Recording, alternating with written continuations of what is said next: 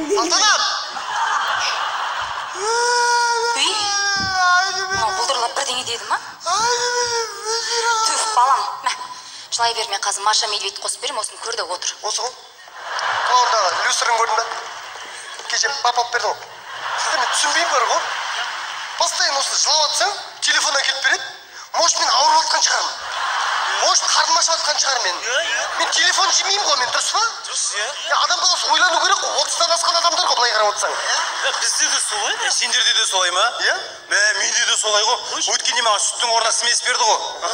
Маған жақпай қалды, қызулап, ішім өтіп, ауырып, берекетім кетіп жатса, әкем мен анам келіп, мәз екеуі. Мынаған шығып келе жатқан сияқты, іші өтіп жатыр деп мәз болып.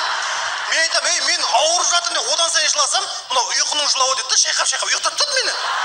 Сендердің әкелерің деген бүйтіп қолдарына тұрғызып қойып бүйтіп ұстап тұра ма? Құлақ қылсаң не болады ал? Адам баласы ойланбай ма кішкене? Ол ештеңе емес, бүйтіп аспанға лақты жүреді, қағып алады. Құлақ қылсаң не болады? Қорқатты ойланбай бүйтіп жүре берген болмайды жігіттер. Мен бәрін айтам бүгін бар ғой. Айтшы. Папа, мама, сендер неге ай сайын бізге түсетін пособияның ақшасын өздерің жойып тастайсыңдар? Ол сендерге емес бізге түсіп жатыр ғой. Папа, сен неге адамдардың көзінше әпшу бер дейсің? Саған да не адамдардың көзінше әпшу сұрасам жақсы ма? Ұят емес пе? Әке, ана, неге менен сен кімнің баласын деп сұрай бересіздер?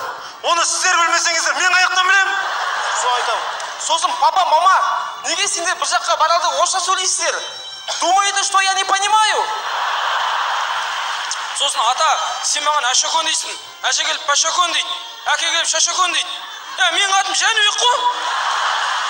Олай атамайтын болсаңда неге қойдыңдар менің атымды? Дұрыс айтасың, әшекон. Ой, кетші. Сосын, әке, ана, неге сендер маған лимон бересіңдер де өздерің тарқ-тарқ етіп күлесіңдер? Дым қызық емес қой. Сосын менің аузыма түкірте бермеңдер. Әнші келіп бір түкіреді, бизнесмен келіп бір түкіреді. Менің аузымда сендерге урна ма? Көшеге түкірсеңдер деген штраф салады ғой адам баласына. Мәдениет, этика, эстетика деген қайда? Сосын мен түсінбеймін, неге ұйықтарда екеуінің орталарында жатам да, оянғанда шетке шығып қалам? Мама, сен неге маған женский колготке кигізіп қоясың? Мен баламын ғой. Ал ол сыймай қалса балағын қиып тастайсыңдар да тағы да кигізіп қоясың. Содан кейін ана тамақты шайнап менің аузыма салуды қойыңдар. Дәмін өздерің алып аласыңдар, маған дым дәмі келмейді оның. Сосын неприятный бар ғой.